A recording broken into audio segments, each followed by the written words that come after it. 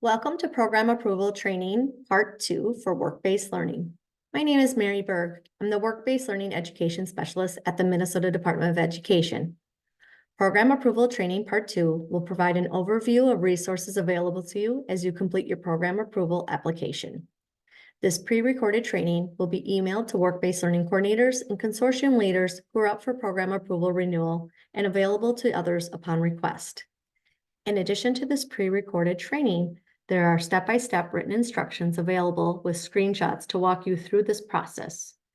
This training, along with additional resources found on MDE's website, will equip teachers with the knowledge and tools necessary to effectively complete work-based learning program approval application process. As a reminder, if you've not already done so, please be sure to view the Program Approval Training Part 1 before proceeding with this training. Today's agenda will focus on the following items: resources and tips for quick and successful program approval, completing tab 2 and 4 of the program approval application form, preparing your course syllabus and other files for evidence, and a timeline for the program approval process. Before you begin, I encourage you to open the following resources, which can be downloaded from MDE's website. You may type the URL on the center of your screen into your web browser, or simply click on the image and it will automatically navigate you to MDE's program approval webpage. The Minnesota Work-Based Learning Handbook and Framework are also located on MDE's Work-Based Learning webpage, but I have linked both of those documents within this slide. Items that take the most time to complete for program approval include obtaining the correct teacher licensure from PELSB if you are up for renewal, or if you are seeking an out-of-field permission, also known as an OFP. And the second is gathering your evidence to include in program design on tab 2 of the application, or as you align it to your course syllabus. Let's take a look at the resources available. The first is the program approval application form. Please be sure that you're using the most current copy of the program approval application form, as all resources are reviewed and updated annually. Table C is also located on our website and includes a list of all CTE programs and course codes. Please be sure to check course codes and course descriptions specific in Table C before you begin your application. Each program code is specific to what courses you would be able to teach based on the licensure you hold and will be reflected on tab 4 that we will review within this training.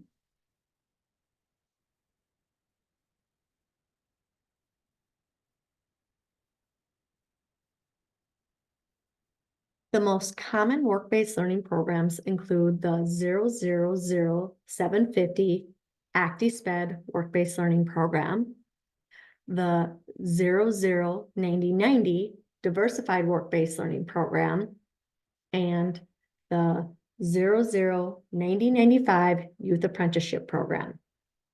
As a teacher for any of these work-based learning programs, you will instruct and coordinate student placements in a variety of career fields and pathways. It will not be specific to just one career field or pathway.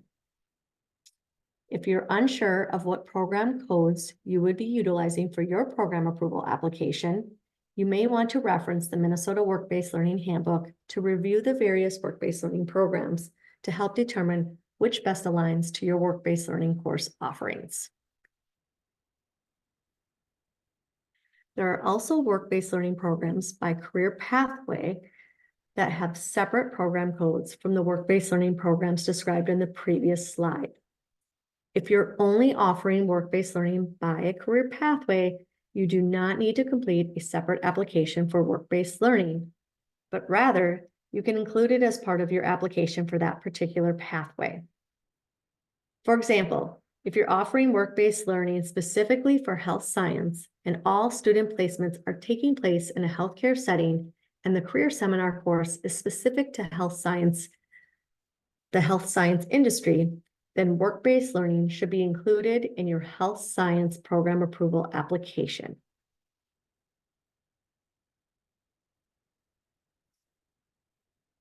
As a reminder and a review from Part 1 training, required components of program approval include appropriate teacher licensure, at least 2 courses, which for work-based learning are career seminar and work experience, career exploration and experiential learning opportunities, safety instruction, leadership development activities, and an active advisory committee.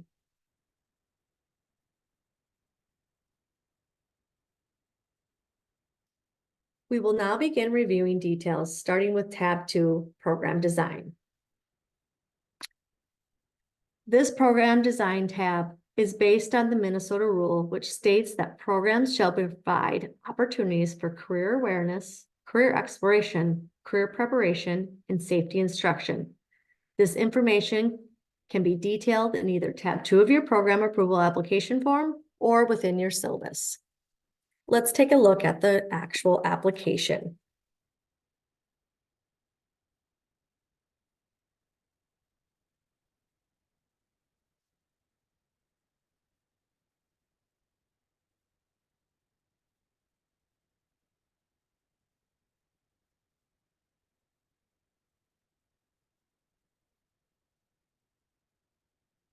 This is a copy of the application that you will use for program approval. It references question 1, which we'll review in just a moment, as well as question 2, 3, and 4. And as I stated, the directions are in the very first tab, and then tabs 1, 3, and 5 were covered in Part 1 training. So let's take a look at what needs to be included in tab 2.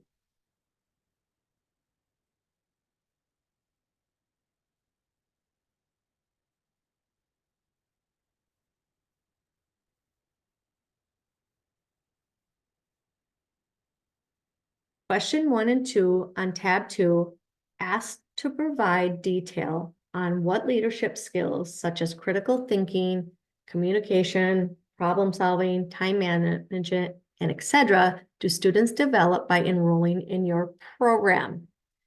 Think of these as the desired employability skills that industry is seeking from applicants.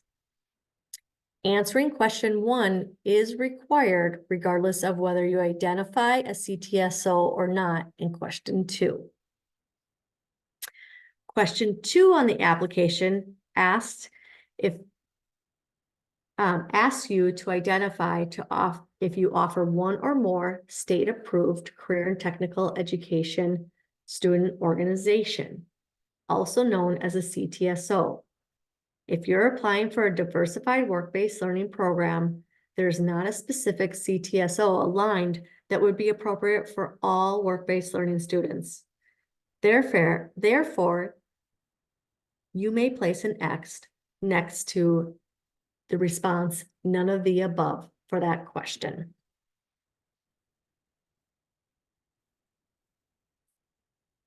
Here are a few examples that you may use as an example as you prepare your narrative for question 1. Again, this information could be included within the program approval application on tab 2 for question 1, or you may embed this information within your course syllabus. Let's move on to question 3.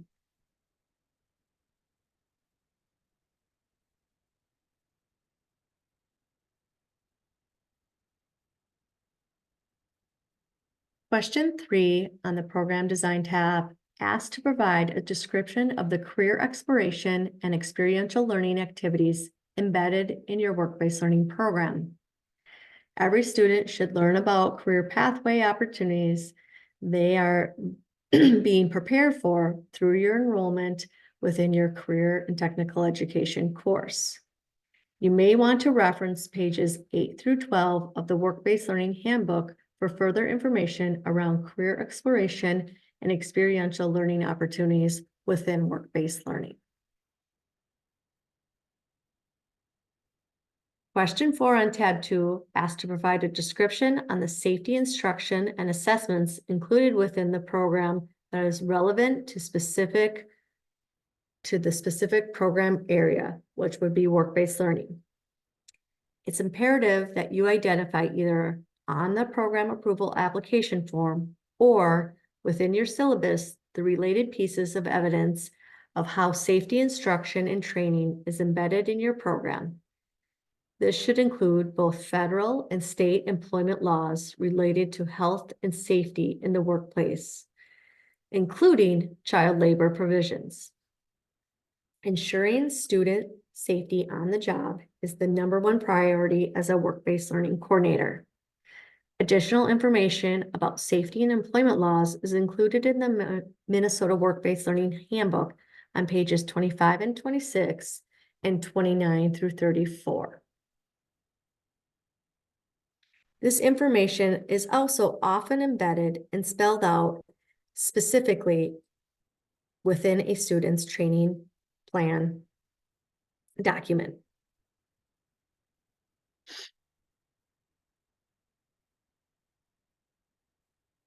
Okay, let's move to tab 4, which is where you're going to enter your district CTE courses.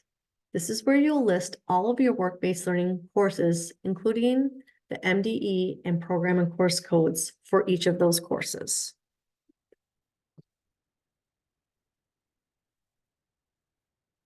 Again, if you are unsure what program or course codes to use, you will want to refer to Table C and the Minnesota Work-Based Learning Framework to help determine which program and course codes best align to your work-based learning program.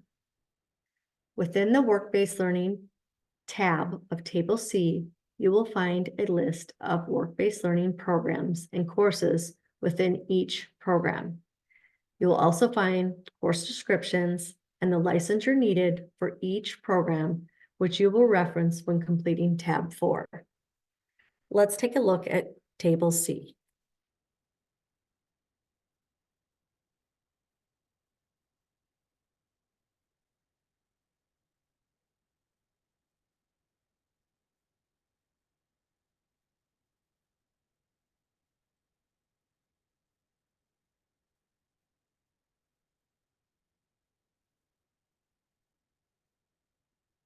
Here are the programs listed, including the program code and the courses available within each program.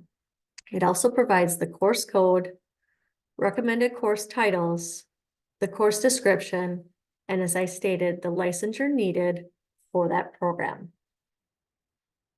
Each of the work-based learning programs that were described earlier in this presentation are listed on Table C and include the program codes and course codes for each program.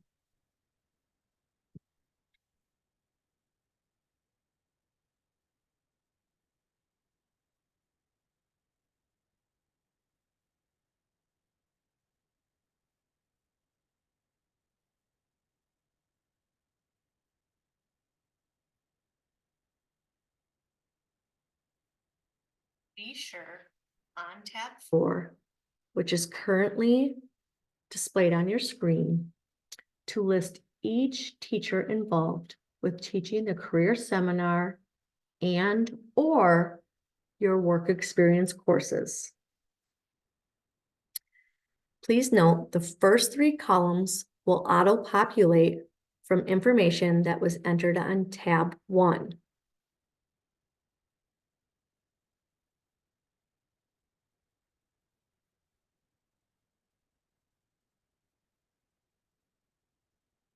Once you have all of your courses listed on tab 4, you'll want to begin to ensure your course syllabi have the following elements within it, such as course name, course description, the course outline, and local standards.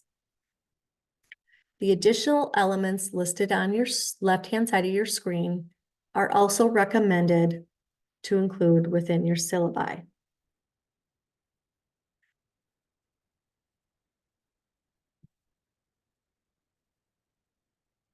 Identifying local CTE standards within your work-based learning program is required for compliance and defined in Minnesota rule. Each district must establish and regularly review its own standards for their CTE programs. Standards must align with CTE frameworks developed by the Department of Education, standards developed by national CTE organizations, or recognized industry standards. Other evidence needed as part of the program approval process specifically for work-based learning include a copy of your training agreement, training plan, and student performance evaluation. You can also include this information on program design within tab 2, which includes the student leadership, career exploration, and experiential learning, as well as the safety instruction within your course syllabus. If you've already have this information listed within your syllabus, please note that on tab 2 for questions 1, 3, and 4.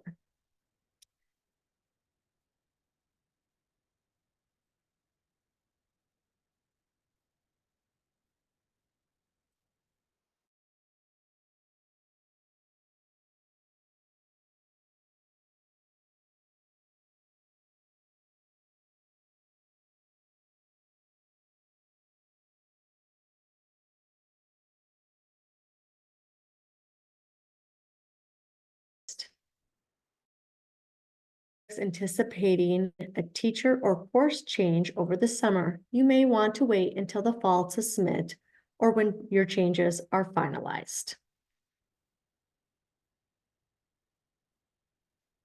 All applications are due by November 1st and must be emailed to the MDE program approval mailbox.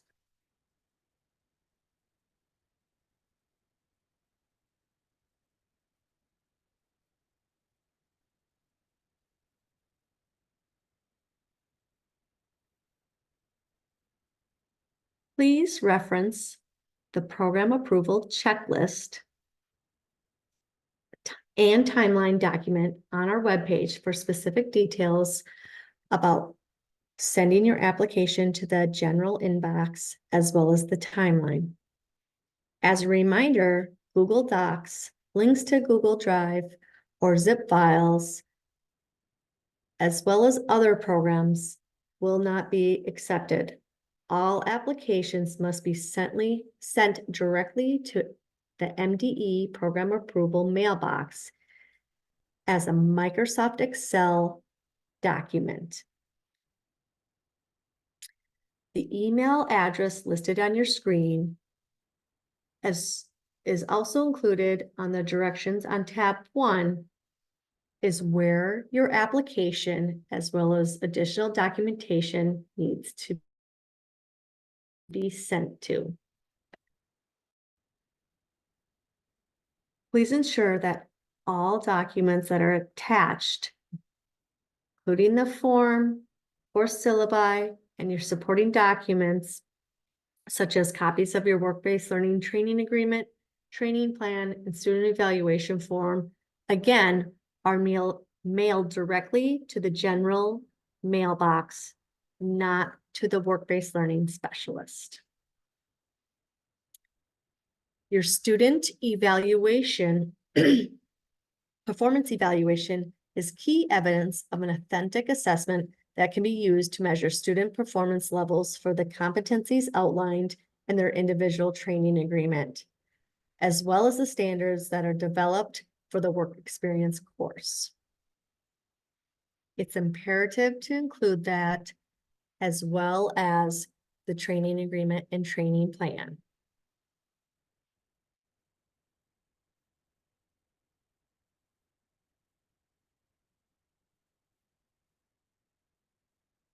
After your application is submitted, the following timeline will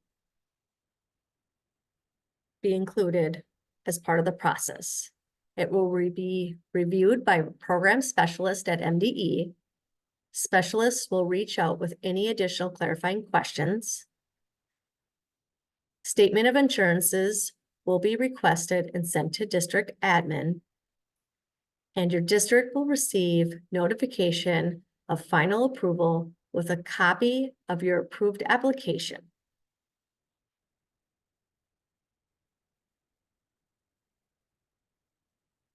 Thank you for viewing the program approval training for work-based learning. Please do not hesitate to reach out by phone or email with any additional questions or clarifications you may have.